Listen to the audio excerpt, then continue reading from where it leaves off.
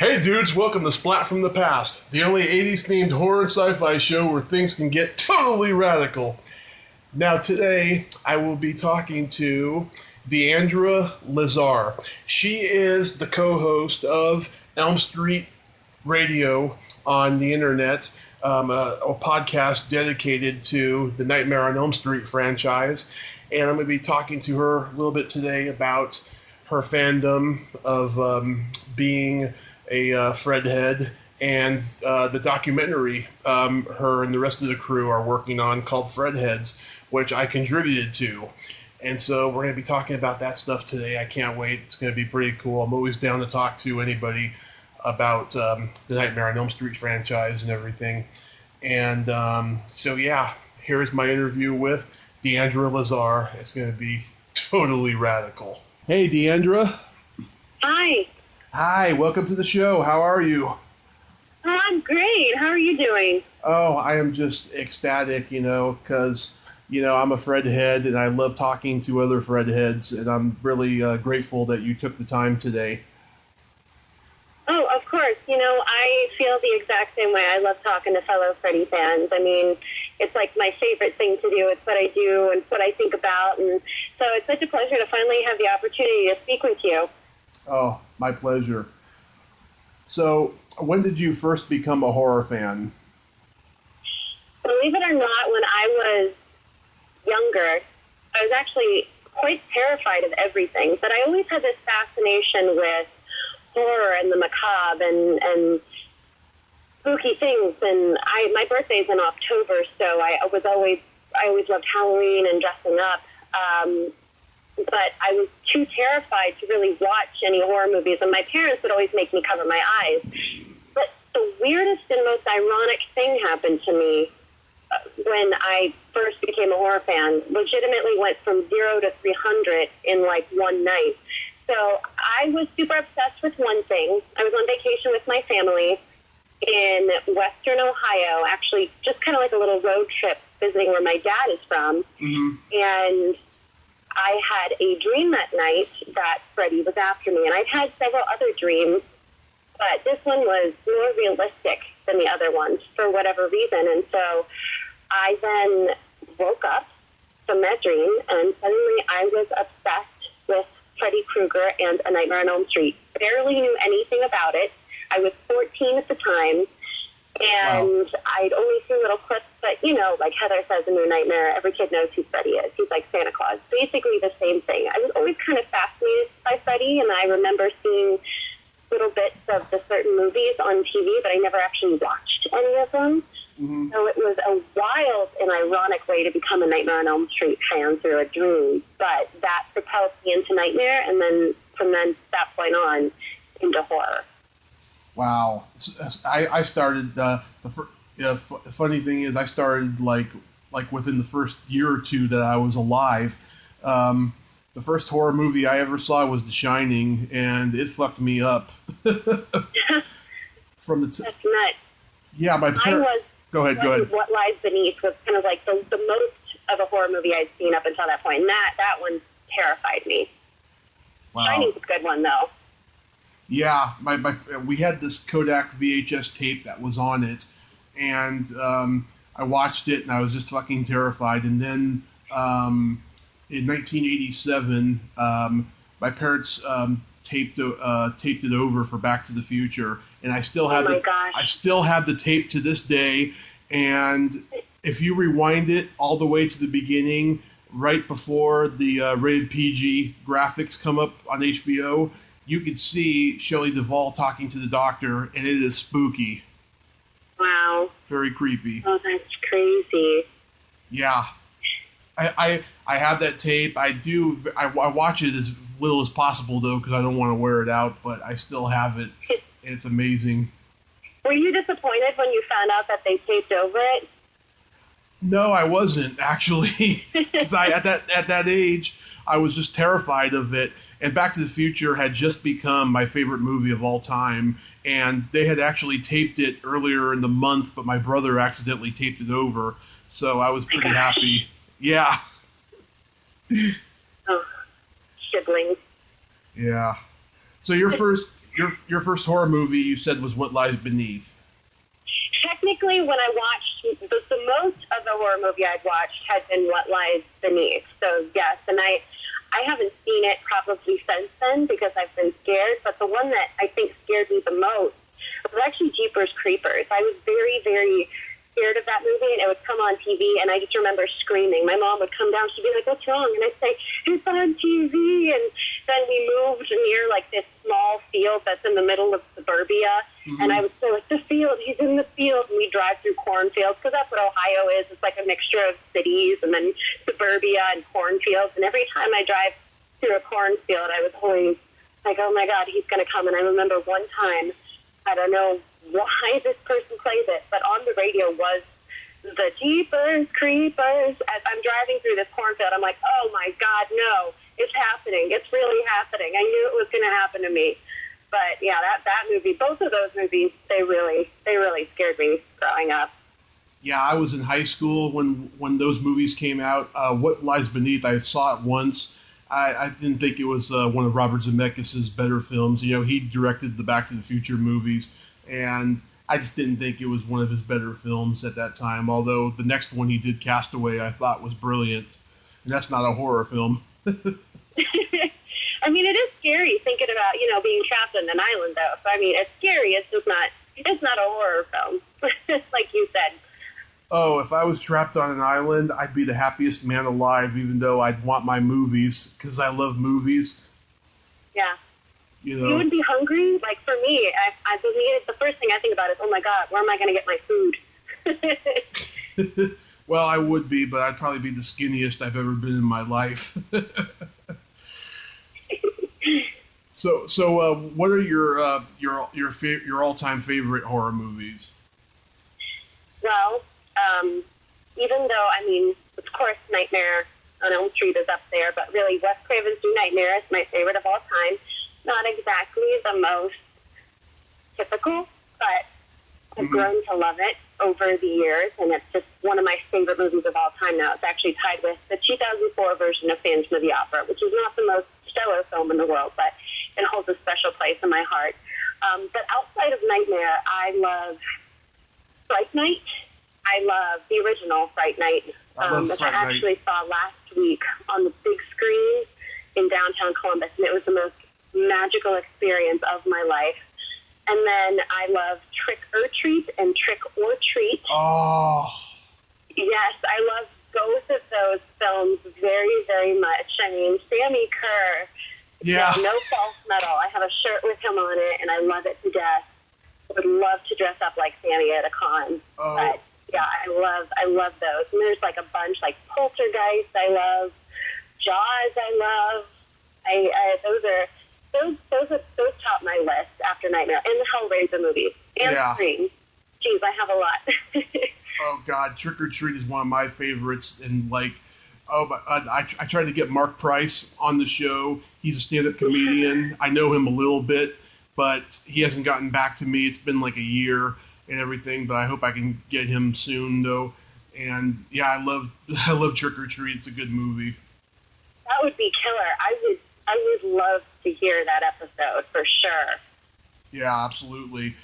And also, Fright Night. Oh my God, I was supposed to go to a convention in my hometown in the Bay Area last fall, and it got canceled because of the California fires.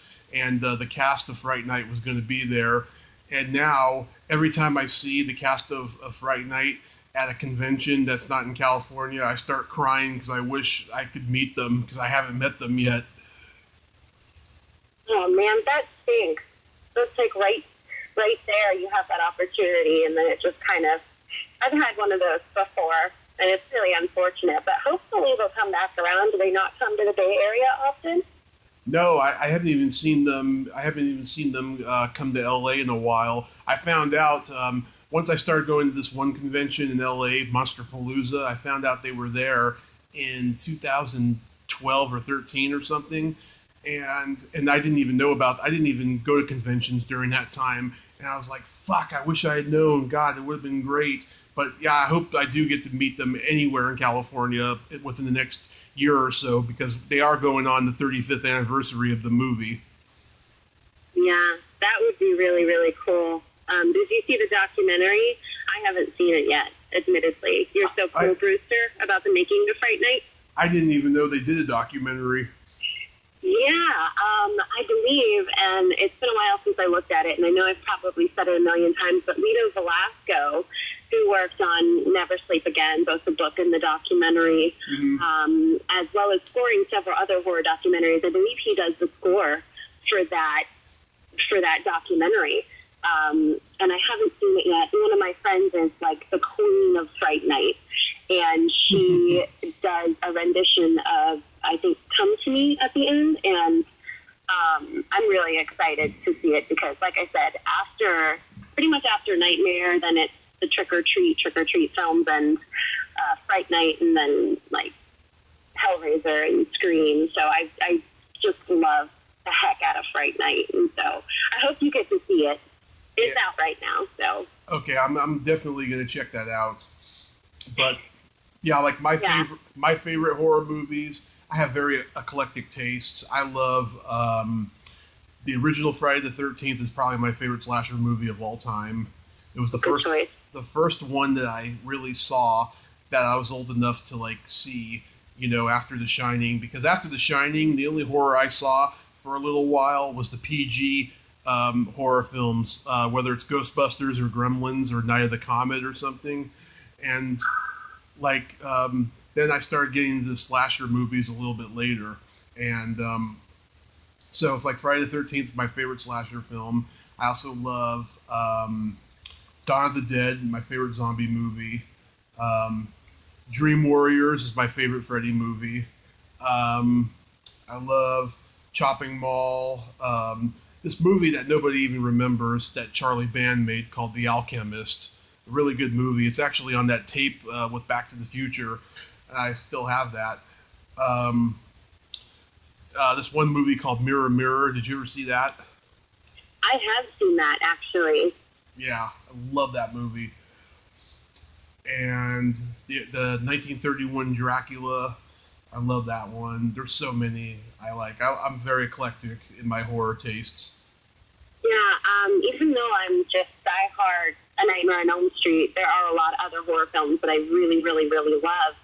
And it's so interesting because you could watch tons of horror movies, and I feel kind of stressed when I look at the grand scheme of things. I'm like, there's so much stuff that I need to watch and I want to watch. I just don't know where to go, but you could be super deep into viewing so many different horror movies, but you've still barely scratched the surface because there are so many horror films out there to see, and it's quite an adventure. And I think it's pretty exciting to kind of have that challenge and trying to go out and watch all those different horror movies because they all have different styles and different messages, and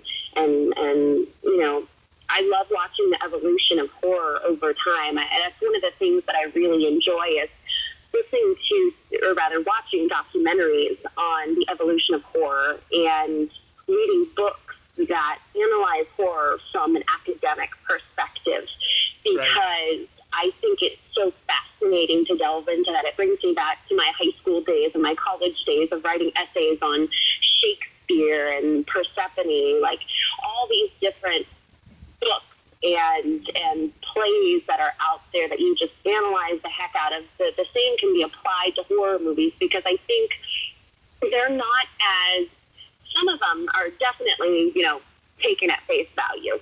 Right. But I think when you compare horror to something like a romantic comedy, not trying to knock it, but a lot of horror is so much deeper. It's the commentary on fears at the time and human darkness. And I believe, I'm going to misquote it, but Wes said something like, horror movies don't create fear, they release it. And he said that if you don't make horror movies, if you don't address the dark parts of humanity, they fester. And I think that's absolutely true.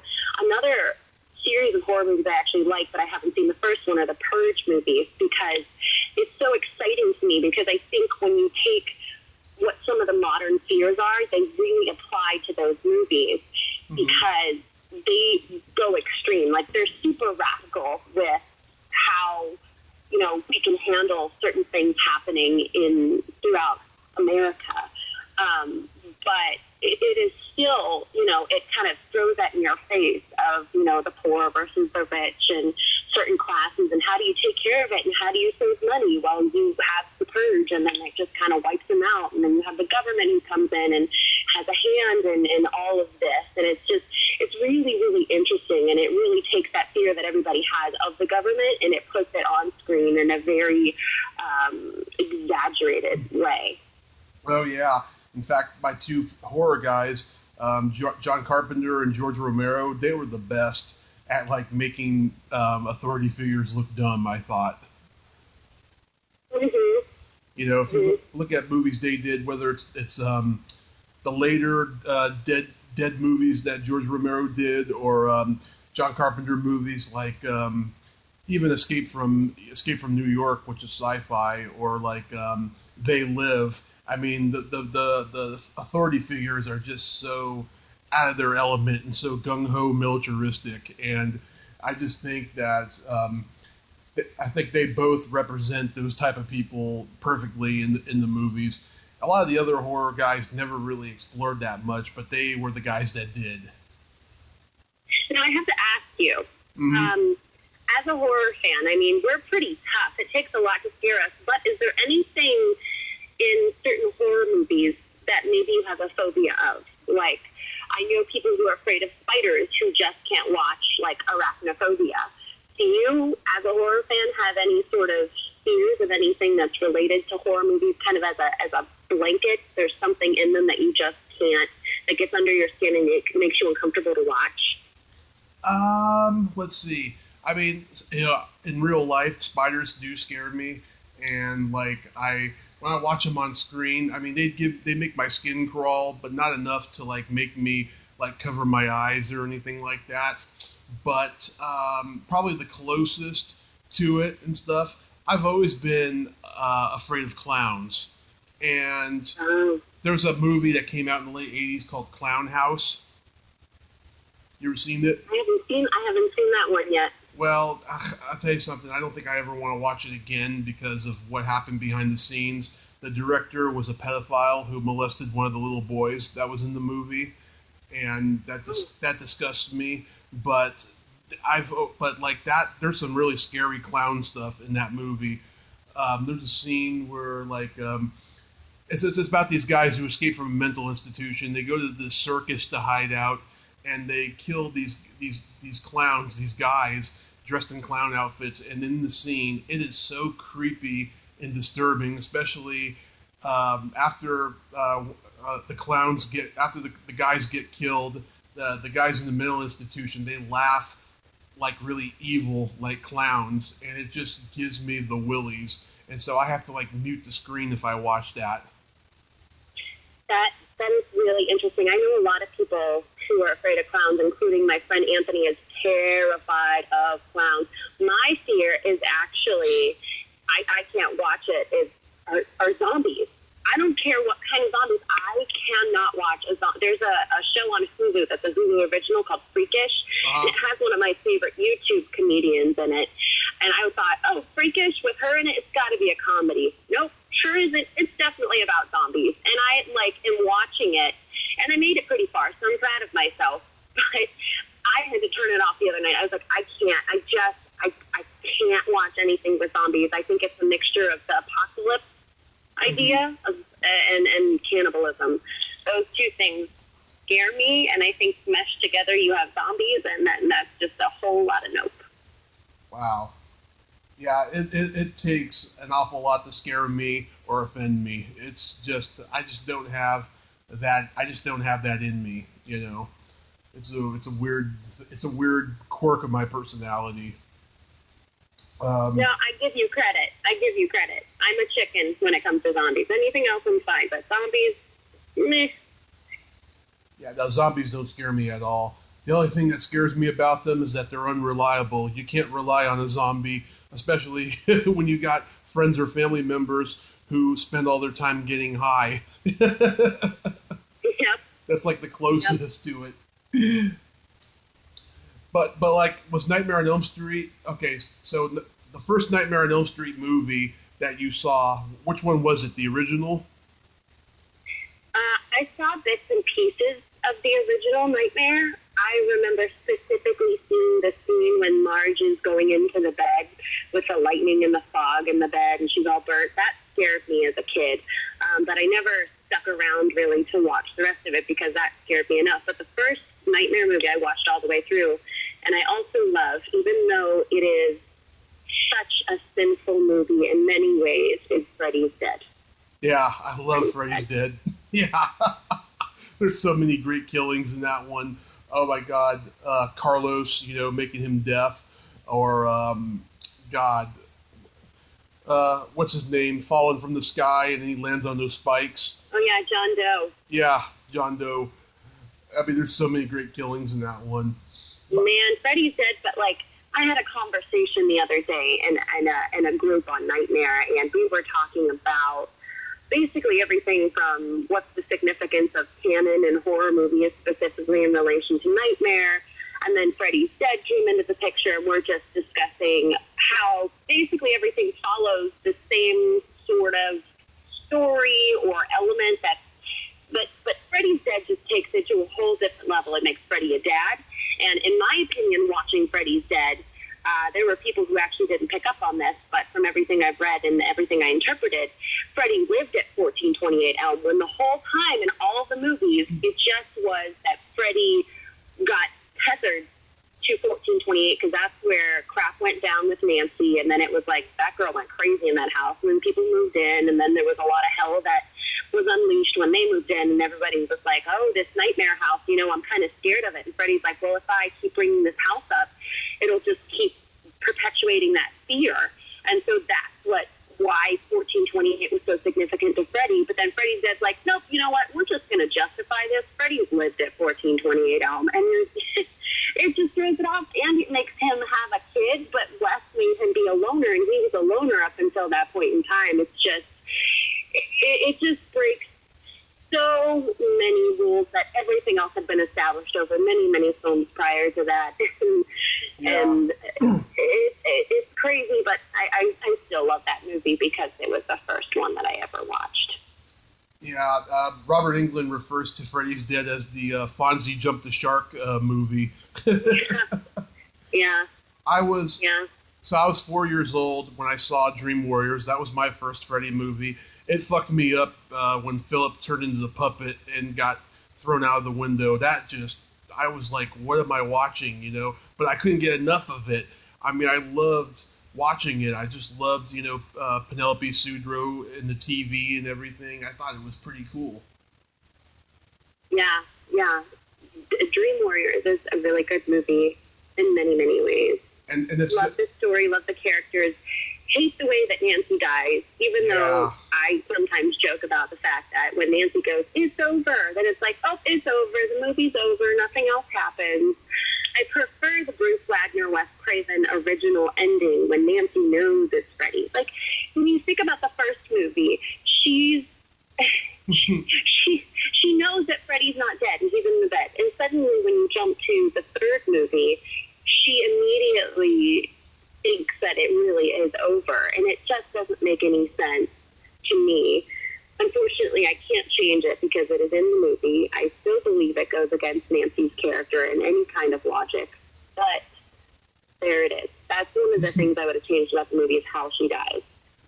Yeah, I agree with them you. mentioning that she lives on in the beautiful dream, which was also in the original rendition of the script, and it's in the comics that New Line wrote as a lead-in to Freddy's Dead by Innovation Publishing, but it's never mentioned in any of the movies, so it's just kind of like they dropped her literally on the floor, dead, and that was the last of Nancy Thompson, other than the headstone in Part 4, but we never really have any sort of continuation of that story, and I think that's kind of a missed opportunity. That's something that could have been very much happened in Freddy's Dead, along with bringing in Alice and Jacob. Basically taking those comics and putting them into film, I think, would have been a great way to actually kind of end the franchise, quote unquote, for the time being. Yeah, I've always been disappointed by her death in the movie. you know. But I'm glad, New Nightmare was made because I love seeing Heather Langenkamp's presence on screen, and she's such a nice lady. I've met her. Yeah, she is. And also too, Part 3 is the only one that I own a poster for because I do not like the Nightmare on Elm Street posters. I think they're ugly and cheesy looking. Really? You think they're ugly and cheesy looking? Why is that? I just don't think because I don't know if it's so much because they're a product of their time because I own lots of 80s horror movie posters, but I don't know, I just don't think they're drawn that good in my opinion, especially Part 5. I can't stand to even look at Part 5's poster. It's very, very interesting.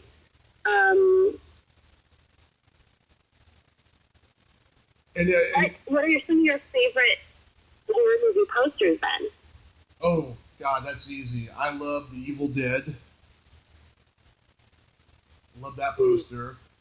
I love the original Halloween poster, and I have a really unique version of it on my wall right now. I got this. It's like half of that poster, with the pumpkin in the hand and the machete, on one side, and then on the other side, there's this silhouette of Michael Myers' face, and it's really, really cool. And when I saw that on eBay, I had to have it, and I have it on my wall, signed by PJ Souls. Oh wow!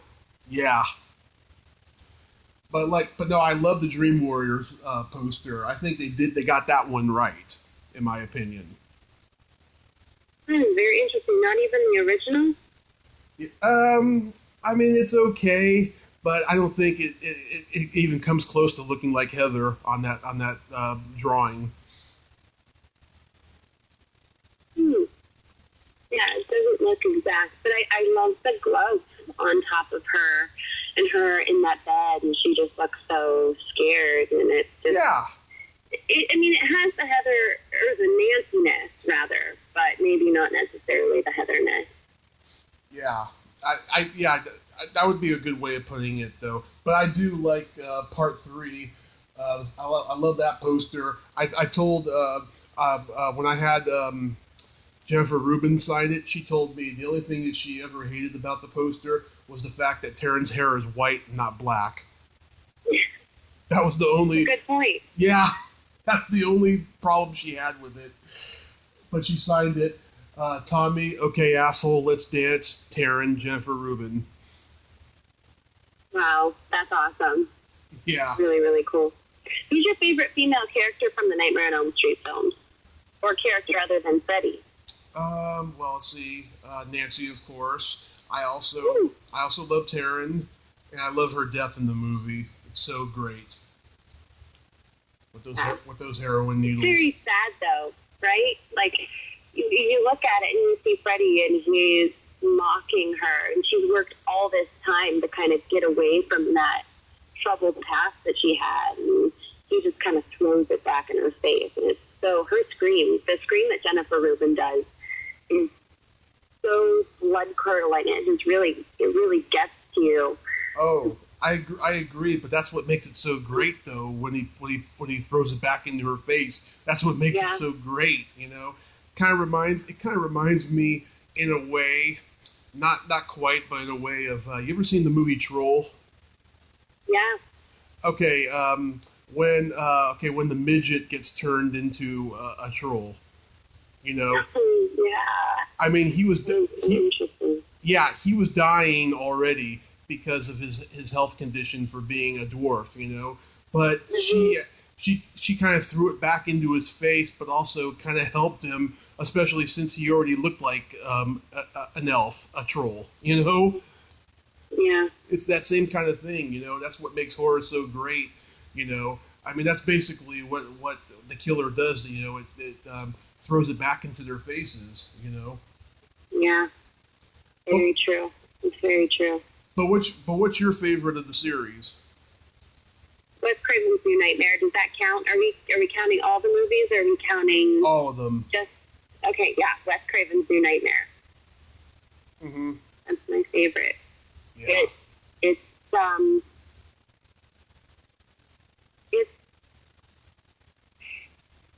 it's not really horror in a way because it's not structured like a typical horror movie. It's almost like and I think it might have been Robert who said the same thing. It's almost like a drama about horror, but it just has a very good storyline because it doesn't just rely on the killer. It goes back to focusing on the heroine, and the killer is very rarely seen, and it has the symbolic element of, what when you create a film and and you just feed it and feed it and feed the culture from making the movies to creating merchandise and doing all these different things, you create this monster. And for some, especially back in that time when people weren't necessarily proud of their horror movie roots, it haunts them. And I think the acting is great. I think the way it is shot is much better than any of the other movies. It's much more cinematic. And I think that overall it is a very well done movie. It gets silly at the end with the little layer that Freddy has, especially in certain parts. Yeah. But I love the movie. I think it's very charming, very interesting, and I wrote a paper on it in college and analyzed it for a professor who then decided to watch the movie and said that now that was his favorite nightmare movie, which made me very, very proud. Wow, that's cool. That's really cool.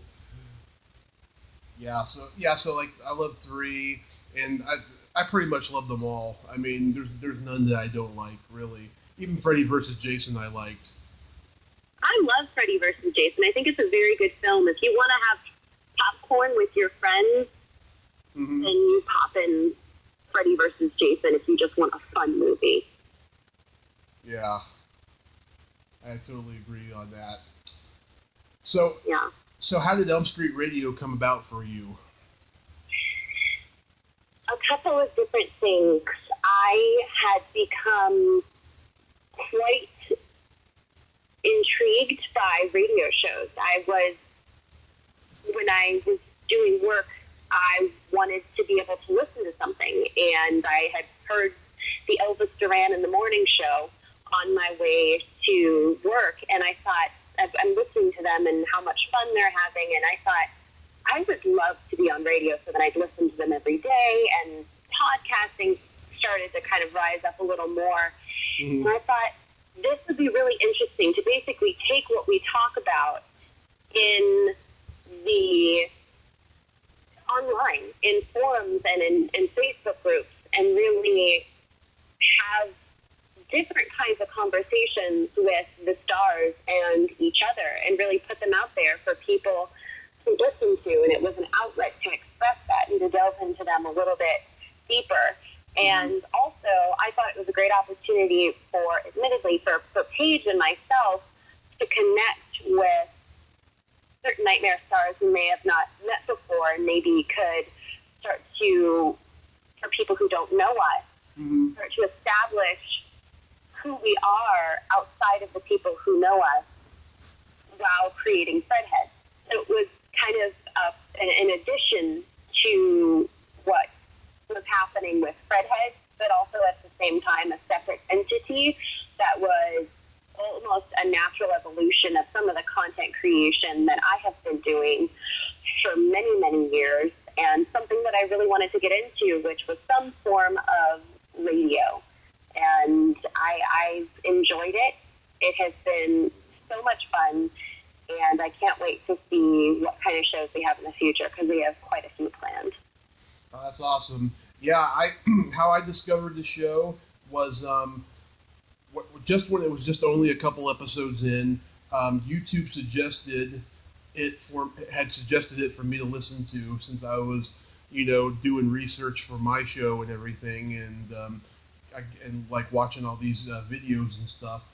And I was not only impressed by the fact that this show was, singly themed for Nightmare on Elm Street, but I was also thinking to myself, damn, had I known that somebody would come up with a show that was singly themed, I would have started a Friday the 13th show, because that was my main franchise when I was a kid. Like, I was into all the Jason movies when I was growing up, like hardcore. And I've interviewed many members of the different casts since. In fact, I'm interviewing Melanie Kinnaman from Part 5 tomorrow for my That's awesome. yeah, for my Friday the 13th edition episode. And I really liked the show, and I still do, and it's pretty awesome, I have to say. Thank you. I really appreciate that. I love to entertain people, and I just want people to enjoy it and maybe get a different perspective. And yeah, basically just have fun with the show. And so to know that people are taking time out of their day to listen to my show or to come on the show, we, both Paige and myself, really appreciate it. And it has been fun, and it's really nice to know that our fellow Fredheads like it. So thank you very much. Oh, my pleasure. So from the time that started, though, until you actually did the first episode, I mean, how long was it? And did you guys get together and, like, just rent a studio? No, I don't think much time passed. I think basically it's almost like what Paige and myself and our friends have done in the past, which is, hey, I have this idea. It would be great. Yes, this would be a great idea. Let's do it. And then all of a sudden we're like, okay, we're going to start on this day, and this is going to be an episode that we're going to do, and then it's just going to go from there. And that's basically how we've done projects, is talk about it, plan a little bit, and just get right down to it. And we do it through Skype, and I have a small recorder on my computer where I track whatever the guests and Paige and myself are saying, and then I just edit everything together, and that's how the show is made. I would love to eventually get to a point where the show could be live, or really pushing it into different avenues. I'm still figuring a lot of different things out. But yeah, it's just simple Skype. So for anybody out there that's thinking about starting a podcast, you could do it through Skype. That's one avenue. Yeah, I just got my house phone and my cell phone, and just voila, did it. You know, because I moved out of the Bay Area to Redding, and it's fucking boring over here. It's super hot.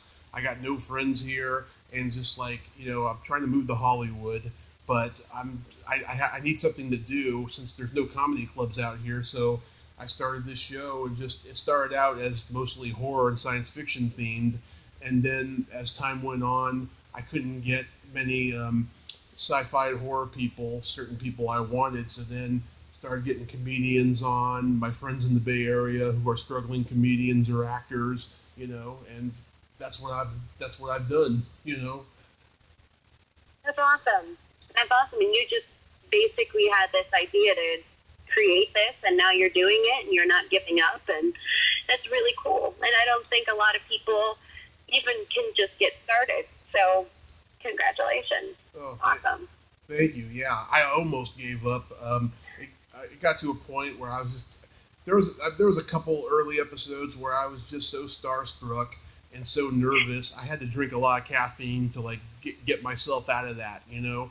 And I almost quit, but then I just like, no, I'm not going to take for granted the fact that I've reached out to these people and they've reached out to me. You know what I mean? And yeah, that's exactly what I've done. It's 152 episodes now. And stuff. Amazing. How many episodes have you done now?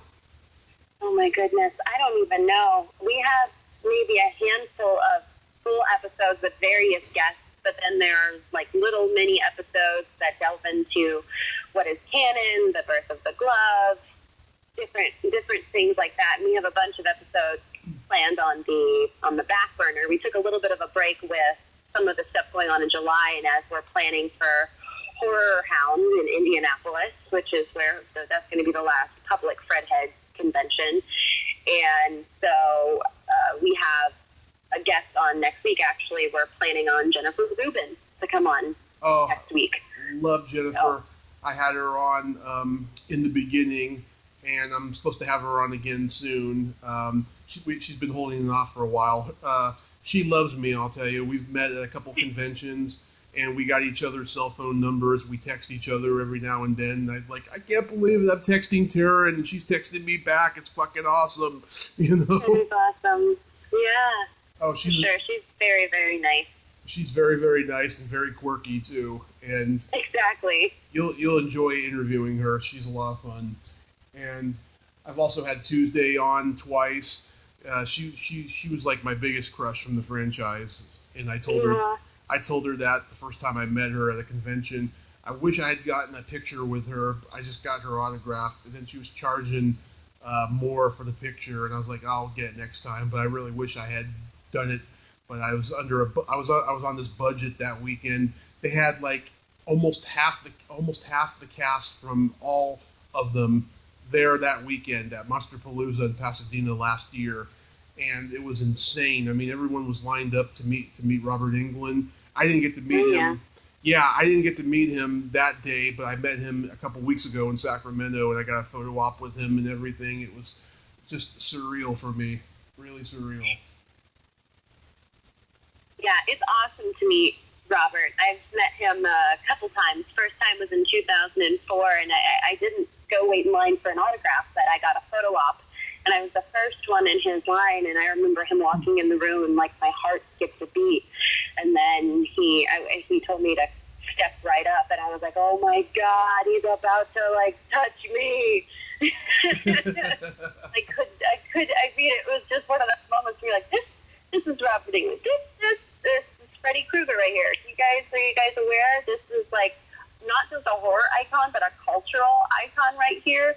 Right. This is amazing. And then I went up to him to get some stuff signed for Fredhead last August. And I just love talking to Robert Englund because I think you could just talk about the smallest things. You'll be like, I love the pen that you have here, Robert. And Robert will be like, you know, the invention of the pen was this magical experience with some ink. It was actually by accident when this old philosopher, and you're like, wow, I'm about to get an entire chapter of a book, but I'm going to sit through all of it because this story is going to be great. You sound just like him, too, when you do it. And he, like, leans back in his seat. Yeah. And talks. So that it's just, he's such a, I don't even know how to describe it. He's like a wise man and a storyteller and charming and all those things bundled into one. That's Robert Englund. Yeah, he was standing when I met him. But have you reached out to Tuesday for an interview? I have actually. She's on my list. I'm hoping to do more Nightmare 4 people this year because it is the 30th anniversary of Nightmare 4. So I'm trying to get as many of the Nightmare 4 cast members on as possible to talk about the film and its impact on them and kind of take things to a different level. So, and I have something in the works right now, actually, with Elm Street Radio, and we're also going to be having some stuff there for Fredhead that is related to A Nightmare on Elm Street Part 4, and so I'm just kind of working out the logistics right now, and then we'll be announcing it soon. Oh, that's awesome. Yeah, Tuesday is a really good interview, and oh my God, she's a true tomboy if ever there was one. I mean, you could say anything dirty to her, and she'll laugh, and she'll swear and stuff. I mean, she's a lot of fun. She's a fun interview. Have you ever heard her Rennie Harlan impression? No, but next time I have her on, I'm going to ask her. Yeah.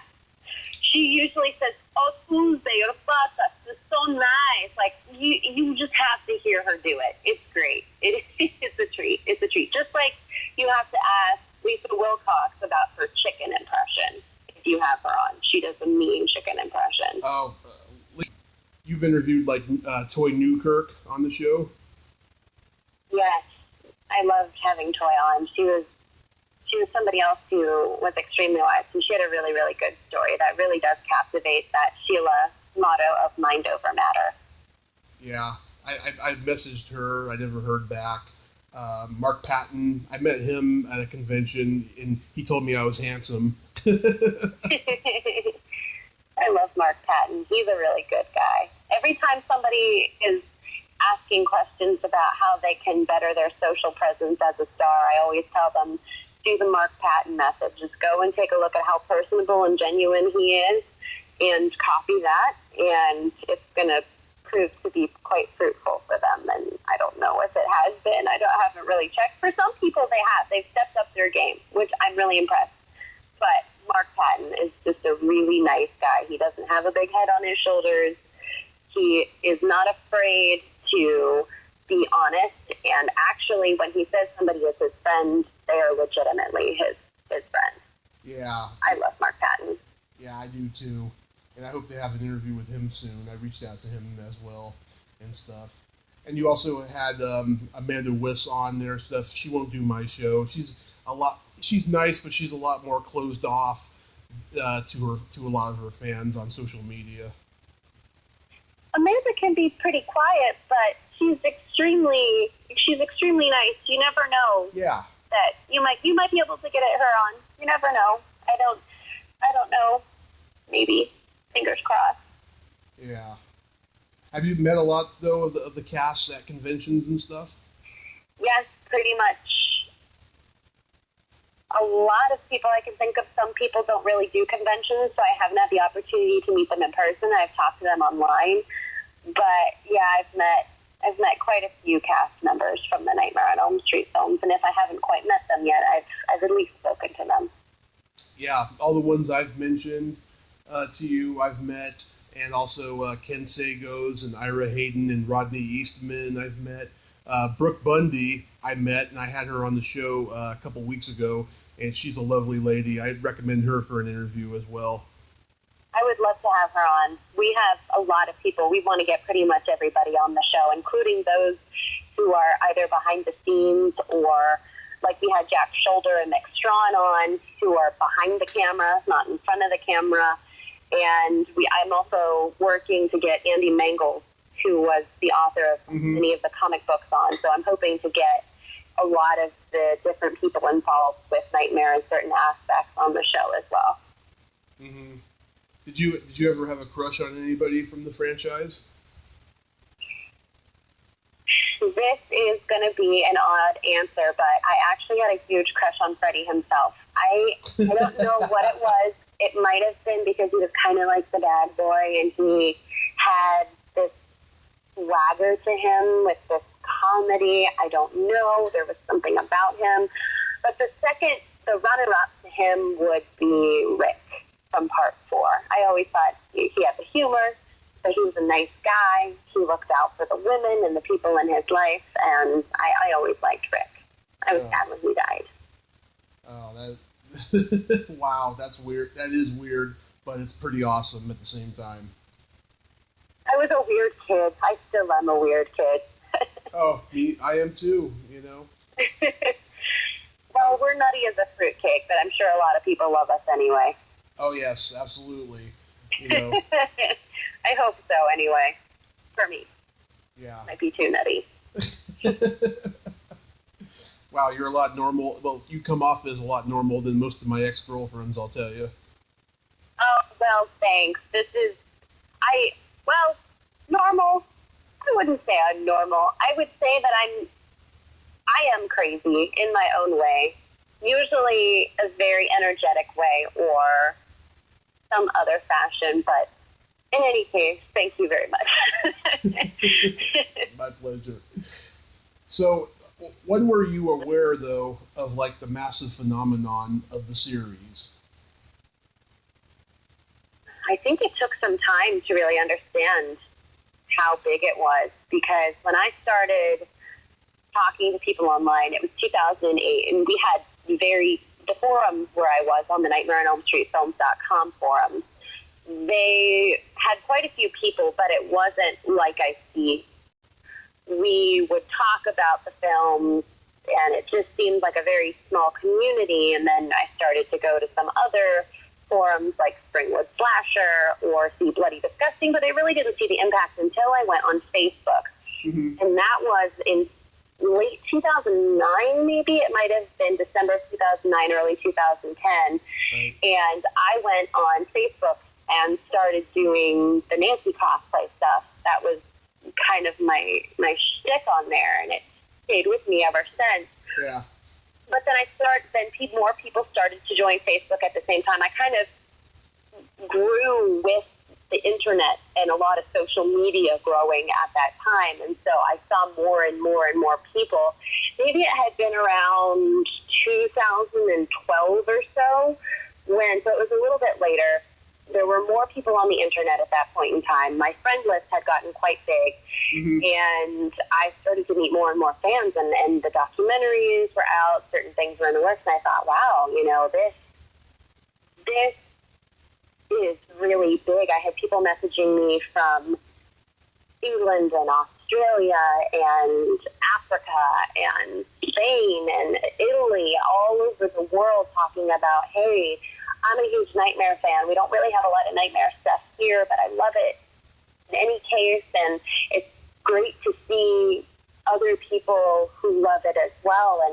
And even more recently, I mean, it's still becoming a big thing online where forums have kind of died off, but there's still Facebook groups, there's still people out there who are doing things. There's like Fredheads, there's Elm Street Radio, there are people dressing as Freddy, there's people making masks still and gloves, and they're really coming out of the woodwork more and more and showing what they're doing, and it's inspiring other people to do it. And I still think that the phenomenon is becoming more and more visible the bigger the internet gets. Because for me, when I first started out cosplaying, and for the longest time, I was the only Nancy at conventions that I had ever seen. Right. Now I'm seeing more and more Nancy cosplayers at conventions, or if I'm not seeing them in person, I'm seeing them online through Instagram or on Facebook or somewhere, people dressed as Nancy. And so it's still growing and out there, and the Nightmare phenomenon is getting stronger because it's not just now focused on Freddy, even though he's such a big part. Now it's spreading out to other characters and other elements of the franchise online, and people have that accessibility, and it's inspiring them to be even more hardcore. Mm-hmm. So I think it's still definitely growing, but if I had to say the beginning of when I noticed it might have been around 2012 or so, when I started to kind of see how big it really was. Yeah, like when I was growing up, because I was a kid, during the height of its popularity, and every Halloween, kids at my school used to dress up as Freddy, and I'd see it, at the Halloween Spirit Store, all the Freddy costumes and gloves and what have you. And I wasn't truly aware of how successful it was until 2 years ago when I started going to conventions.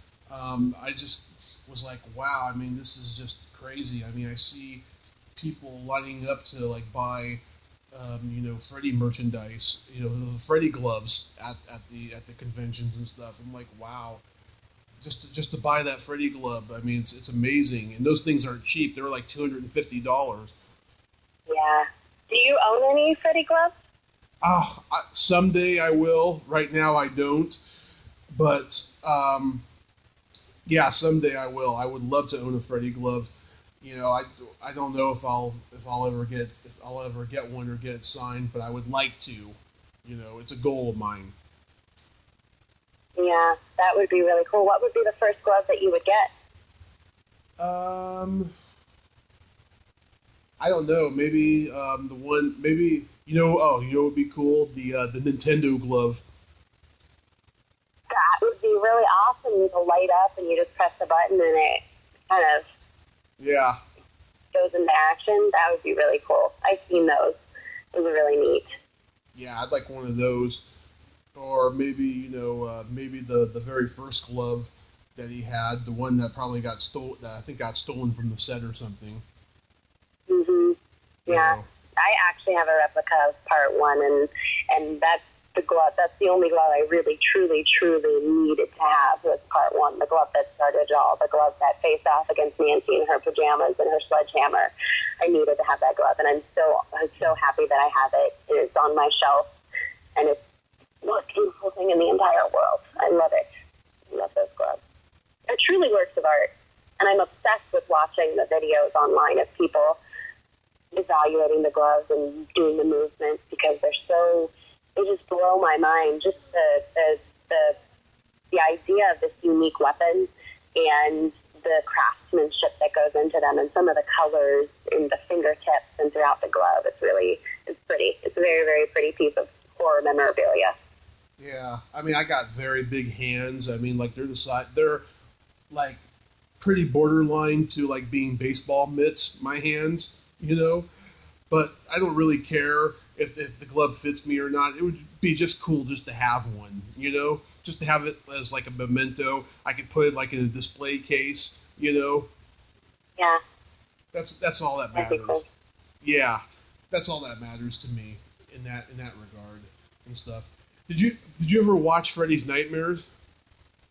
I have. I haven't seen all of them because it's not officially out, and it's really hard for me to find. And I found it on DVD, but they're not the best quality, and so I'm scared to buy it. I don't want to pay $40 for something that's kind of meh. So I watch it wherever and whenever I can. There used to be a lot of episodes on YouTube, and I watched a ton of those until they took them down. But for the most part, I've watched quite a bit of Freddy's Nightmares. Oh God, I've interviewed a ton of people on the show who were on an episode that were, you know, and they didn't even, you know, audition for the movies, and yet they got to be on an episode of the show and stuff. Like my very first guest, who I've had on the show 3 times, Diane Franklin from Better Off Dead and stuff. Yeah. She was on an episode of Freddy's Nightmares, and the very first episode we talked about that episode. Yeah. That's cool. I have interviewed a lot of people from who have been on Freddy's Nightmares, and I used to watch it when I was a kid. And my dad, who doesn't even like slasher movies or gore and stuff, he used to watch it with me just because he loves horror anthology shows like Tales from the Crypt or The Twilight Zone and stuff. So good. You know. Yeah. So, how far along is the Fredheads documentary? Right now, we have the one convention left, and then we're planning an LA trip because, believe it or not, some of us involved have actually never seen the Elm Street house in person, myself included. I was in California only once in my lifetime, and it was in high school, and my parents did not allow me to go past 1428 North Genesee Avenue, so I did not get to see it when I was there, and now it will be the opportunity for myself and some of the other team members to finally see the house in person. And we'll be together, and it will be fantastic. So that pretty much is the last part of filming we have. And it's been a blast filming because there's so much to do to go to all the conventions because we want to get as many Fredheads as possible involved in the documentary because it's super important because all of us know so many Fredheads, and we want to give everybody the opportunity to be a part of this, to share their story, because it is such a huge phenomenon over many generations and across the world. And so we've just been trying to do as much as possible in this year, coming up a year in August, that we've been filming Fredheads. And so then after it's done filming, then it will go into editing and all that special post-production stuff. And I can't wait to see it when it's done. I know that Paige has a lot of stuff that she has in mind for it, and there are going to be some great stories in the documentary, and I think it's going to be something that people are going to want to watch. Yeah, I definitely think so too. I even contributed. I did an interview that I sent. I sent to the Gmail account for it, and I think I fucked it up a little bit though because I was tripping a little bit off of caffeine that night, and I was just like really anxious that night when I did it, you know. You were in the zone. You had caffeine in your system. You were ready to go. You were ready for Freddy.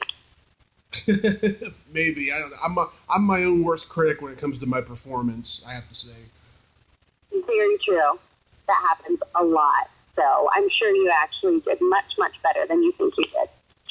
Well, hopefully. And I also contributed a lot of photos in it. I wish I could have contributed my Freddy photo, but I hadn't met him yet. But I got a lot of the other ones in there. So that's good. Awesome. So, last question before we wrap this up. How would you like to be killed by Freddy? Well, I suppose if I was to be killed by Freddy, it would definitely have to be in a death match. It would probably be very much in the way that Nancy would have killed Freddy had it gone with the original Dream Warriors ending, right, where it's kind of like, oh, you're somebody that I know, and this is safe. Just kidding. I'm going to stab you because I know you're Freddy. And then Freddy's like, oh, whoops, surprise. I've got another glove, and I'm going to stab you. And we just basically go down, cussing each other out. And it's like dying a warrior's death. But at least have some kind of fight beforehand. You know, maybe he fools me, and then he tries to fool me again outright, but I know it's him, and then we just go down in like a death grip, and that would be, I think, a hero's ending for Freddy. But hopefully I would survive, and if I didn't survive, hopefully I would end up in a beautiful dream with Nancy protecting all the other dreamers. That's awesome. What I would like, I'd like him to use his fingers to tickle me at first so I can laugh, right? And then use his blades so I can lose a lot of blood, and then die with a smile on my face without feeling the pain though, because I'm such a pussy when it comes to pain. So getting tickled with the fingers first, and then the blades, and then I lose a lot of blood, and then I die with a smile on my face. Well, you know, that is a very pleasant way to get killed by Freddy, just by tickling. Yeah, I talked to somebody about that with Jason too. Like, Jason could like tickle me to death, and he's like, no, he's going to do something a lot more meaner to you than that. Yeah, he'd probably like tickle you and then like push his fingers in and rip out your heart. Oh, I love that. I love that. That would be. There you go. That would be awesome. Deadliest tickle of your life. Yeah. Well, Diandra, I thank you so much. You are so awesome. You really are. Yeah, thank you. I appreciate that. Yes. I wish you so much success, and I hope we run into each other one day at a convention or something. You know, you seem like you'd be hella cool to hang out with. I mean, you really are. You really are fun. Oh, thank you, Tommy. I had so much fun on the show, and I really appreciate you having me. My pleasure, and we'll talk again eventually. And you have yourself a great night over there. Thank you. You too. Okay. Good night. Bye.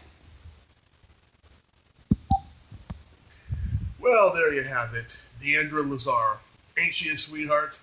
Thank you so much, Diandra. That was really fun talking about Freddy stuff, and I'm very impressed at how smart you are when it comes to your Freddy knowledge. I mean, that is really, really cool. I can't say that for a lot of people in your generation, I'll tell you. I'm a little bit older. I'm 35, and I meet a lot of 20-year-olds here in Reading who don't know fucking anything about pop culture. And so I was very pleased and impressed by your knowledge, Diandra. If you like this video, everybody, please subscribe to my YouTube channel, add me as a friend on Facebook, join my Tommy Kovac comedian page on Facebook, follow me on Twitter and Instagram, and all that fun stuff.